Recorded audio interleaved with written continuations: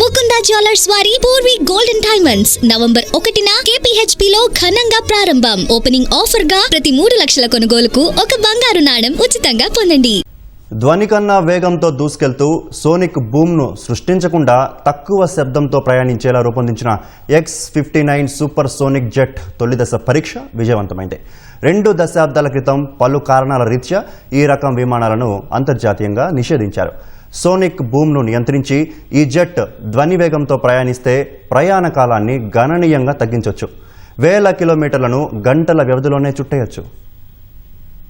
తక్కువ శబ్దంతో ధ్వని కంటే వేగంగా దూసుకెళ్లే సూపర్ సోనిక్ జెట్ ను నాసా విజయవంతంగా పరీక్షించింది. 30 మీటర్ల పొడవు ఉండే X-59 సూపర్ సోనిక్ జెట్ దక్షిణ కాలిఫోర్నియాలోని ఎడారిలో ఎగిరింది. దీన్ని నాసా కోసం రక్షణ ఉత్పత్తులు తయారు చేసే లాక్హీడ్ మార్టిన్ సంస్థ రూపొందించింది. ప్రయోగంలో భాగంగా సుమారు 100 కిలోమీటర్లు X-59 ప్రయాణించింది. అయితే ధ్వని కంటే వేగంగా ప్రయాణించగల X-59 జెట్ పూర్తి సామర్థ్యాన్ని ఈ ప్రయోగంలో పరీక్షించలేదు. గతంలో సూపర్ సోనిక్ విమానాలు సృష్టించిన ఇబ్బందులను అధిగమించి ఈ ప్రయోగం విజయవంతమైతే ప్రపంచాన్ని గంటల వ్యవధిలో చుట్టేయవచ్చని పరిశోధకులు తెలిపారు. X-59 సముద్రతలంపై గంటకు 1225 కిలోమీటర్లకు పైగా వేగంతో దూసుకెళ్లగలదని వెల్లడించారు.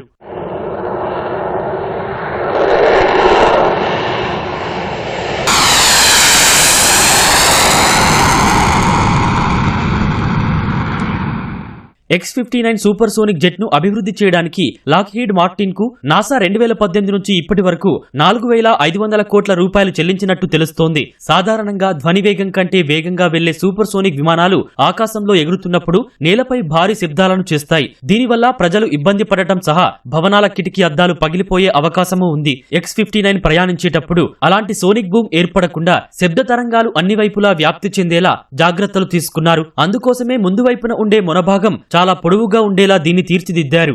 గతంలో కంకార్డు పేరిట సూపర్ సోనిక్ విమానాలు గగన విహారం చేశాయి. సోనిక్ బూమ్ ఇతర ఇబ్బందుల వల్ల 2003లో వాటిని నిషేధించారు.